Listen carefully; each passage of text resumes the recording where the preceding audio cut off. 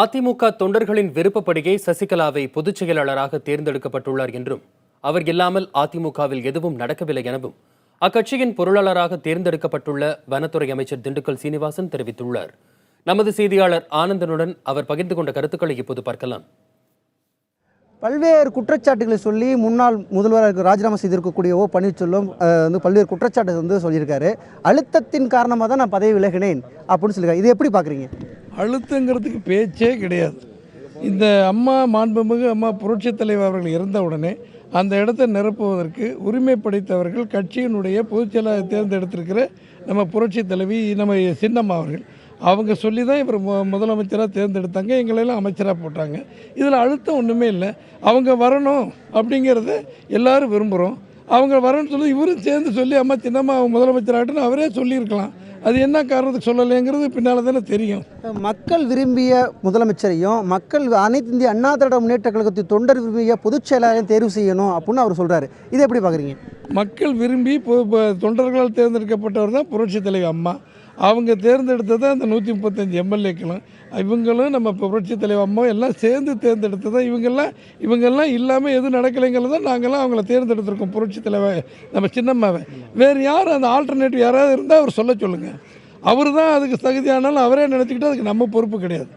இது அவர் ஓபிஎஸ்னுடைய செயல்பாட்டில் பின்னணிகள் யாராவது இருக்கிறான்னு நீங்கள் நினைக்கிறீங்களா? நிச்சயமாக எங்களுக்கு எதிர்க்கிற கட்சிகள் தான் இருக்குது. அதில் சந்தேகம் எதிர்க்க எங்களை அதிமுக யார் எதிர்கட்சிகளோ அவங்க தான் இருக்காங்க. அதில் ஒன்று உள்ளங்கை நெல்லிக்கனி தானே, அதில் ஒன்றும் பிரச்சனையே இல்லை. தொடர்ந்து முதலமைச்சர் இருந்து நான் பல்வேறு செயல்பாடுகளை ஈடுபட்டிருக்கேன். அந்த பொறுப்பினுடைய பல்வேறு நான் ஈடுபட்டிருக்கேன், பணியில் ஈடுபட்டிருக்கேன். அந்த பணியை அவ்வளோ சீரழிக்க முடியாமல் இது மாதிரி செய்கிறாங்க அப்படின்னு சொல்கிறாரு.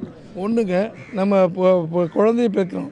அந்த குழந்தை ஹை ஜம்ப்பு லாங் ஜம்ப்பு எல்லாத்துலேயும் தாண்டுது, போய் கப்புகளை வாங்கிட்டு வருது, ஒலிம்பிக்கில் ஜெயிக்குது, தங்க மெடல் வாங்கிட்டு வருது.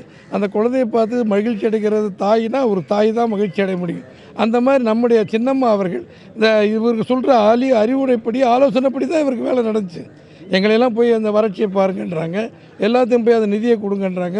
பிரதமர்கிட்ட அம்மா தான் சின்னம்மா பேசுகிறாங்க. இவர் நான் எங்கள் பன்னீர்செல்வத்தை அனுப்பி வைக்கிறேன்னு அவங்க தான் சொன்னாங்க, லெட்டர் கொடுத்து விட்றாங்க. அப்படி தான் நம்ம நடக்கும்.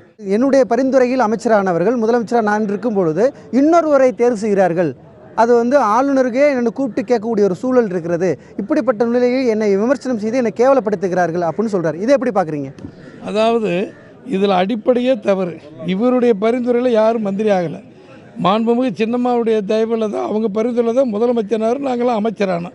இவருடைய தயவுங்கிறது எதுவுமே கிடையாது.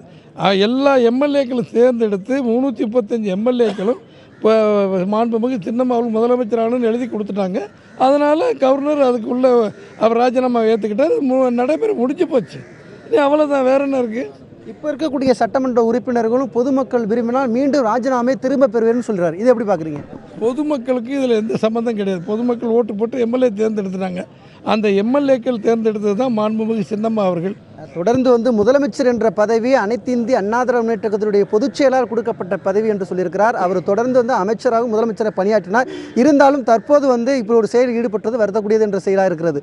புதிய தலைமுறைக்காக ஒளிப்பதிவாளர் சிவாவுடன் செய்தியாளர் ஆனந்தன்.